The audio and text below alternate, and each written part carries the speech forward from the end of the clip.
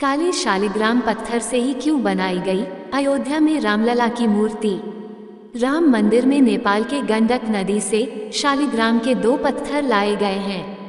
इन शिलाखंडों से ही भगवान राम और माता सीता की मूर्ति बनाई गई है। अयोध्या के राम मंदिर के गर्भगृह में स्थापित होने वाली भगवान राम और माता सीता की मूर्ति इन दिनों चर्चा का विषय बनी हुई है, क्योंकि यह मूर्ति विशेष पत्थरों से बनाई जा रही है जो नेपाल की गंडकी नदी से मिले पत्थरों से बनाई गई है। इन पत्थरों को शालिग्राम कहा जाता है। बताया जा रहा है कि रामलला की जो मूर्ति बनकर तैयार हुई है उसकी ऊंचाई 51 इंच है और उसका वजन लगभग 1.5 टन है। शालिग्राम पत्थर को भगवान विष्णु का प्रतिनिधित्व माना जाता है। आज जिस मूर्ति की तस्वीर सामने आई है यह मूर्ति श्याम रंग की है, जिसको लेकर लोगों के मन में सवाल उठ रहा है कि क्यों राम मंदिर में श्याम वर्ण की मूर्ति का चयन किया गया। रामायण में भी कहा गया है कि प्रभु श्री राम श्याम वर्ण के थे और इसलिए इसको ज्यादा महत्व दिया गया। भगवान राम श्याम वर्ण और भगवान शिव गौर वर्ण के हैं। भगवान श्री राम की स्तुति मंत्र में कहा गया है, नीलाम्बुज श्यामल कोमलांगम सीता समारो पित्वाम भागम पानव महासायक चारुचापम नमामि रामम रघुवंशनाथम।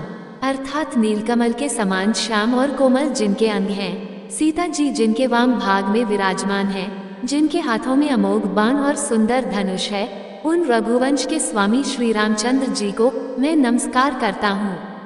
अर्थात परमात्मा श्री राम श्याम वर्ण के हैं। शालिग्राम पत्थर क्यों है खास? हिंदू धर्म में शालिग्राम पत्थर का विशेष महत्व है। इस पत्थर को भगवान के स्वरूप मानकर पूजा जाता है। इसे सालग्राम के रूप में भी जाना जाता है। शालिग्राम शिवलिंग की तरह ही दुर्लभ होते हैं, जो हर जगह नहीं मिलती है। अधिकतर शालिग्राम नेपाल के मुक्तिनाथ क्षेत्र काली गंडकी नदी के तट पर ही पाए जाते हैं। शालिग्राम कई रंगों के होते हैं, लेकिन सुनहरा और ज्योति युक्त शालिग्राम सबसे दुर्लभ माना जाता है। भगवान विष्णु से जुड़ा है शालिग्राम। शास्त्रों के अनुसार शालिग्राम 33 प्रकार के होते हैं, जिनमें से 24 प्रकार को भगवान विष्णु के 24 अवतारों से जोड़ा जाता है।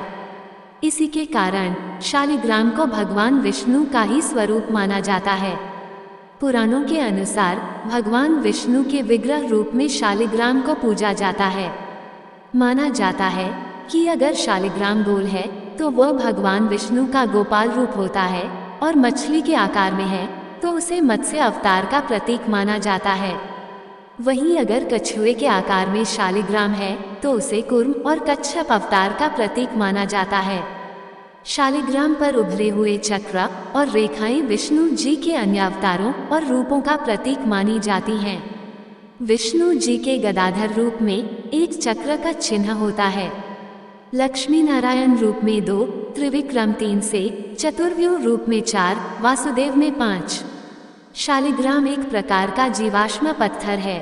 धार्मिक आधार पर इसका प्रयोग परमेश्वर के प्रतिनिधि के रूप में भगवान का आह्वान करने के लिए किया जाता है। शालिग्राम मूल रूप से नेपाल में स्थित दामोदर कुंड से निकलने वाली काली गंडकी नदी से प्राप्त किया जाता है। इसलिए शालिग्राम को गंडकी नंदन भी कहते हैं। हिंदू धर्म के लोग पवित्र नदी गंडकी में पाए जाने वाला एक गोलाकार, आमतौर पर काले रंग के एमोनोइड जीवाश्म को विष्णु के प्रतिनिधि के रूप में पूजते हैं। शालिग्राम भगवान विष्णु का प्रसिद्ध नाम है, जो इन्हें देवी वृंदा के श्राप के बाद मिला नाम है। नारद पुराण के अनुसार एक समय दैत्यराज जलंधर के अत्याचारों से ऋषि मुनि, देवता और मनुष्य सभी बहुत परेशान थे। वह बड़ा ही पराक्रमी और वीर था। इसके पीछे उसकी पतिव्रत धर्म का पालन करने वाली पत्नी वृंदा के पुण्यों का फल था, जिससे वह पराजित नहीं होता था। उससे परेशान देवता भगवान विष्णु के पास गए और उसे हराने का उपाय पूछा। तब भगवान श्रीहरि ने वृंदा का पतिव्रता धर्म तोड़ने का उपाय सोचा। भगवान विष्णु ने जलंधर का रूप धारण कर वृंदा को स्पर्श कर दिया, जिसके कारण वृंदा का पतिव्रत धर्म भंग हो गया और जलंधर युद्ध में मारा गया। भगवान विष्णु से छले जाने तथा पति के वियोग से दुखी वृंदा ने श्रीहरि को श्राप दिया था कि तुम काला पत्थर बन जाओ, जिसके बाद इस श्राप से मुक्ति पाने के लिए भगवान विष्णु ने शालिग्राम पत्थर के रूप में अवतार लिया और तुलसी से विवाह किया। तभी से शालिग्राम और तुलसी के विवाह को एक त्योहार के तौर पर मनाया जाता है। माता तुलसी को माता लक्ष्मी का भी अवतार माना जाता है। शिवलिंग और शालिग्राम को भगवान का विग्रह रूप माना जाता है और पुराणों के अनुसार भगवान के इस विग्रह रूप की ही पूजा की जानी चाहिए। शिवलिंग के तो भारत में लाखों मंदिर हैं, लेकिन शालिग्राम जी का एक ही मंदिर है। शालिग्राम का एकमात्र मंदिर नेपाल के मुक्तिनाथ क्षेत्र में स्थित है। ये वैष्णव संप्रदाय के प्रमुख मंदिरों में से एक है। मुक्तिनाथ की यात्रा काफी कठिन है।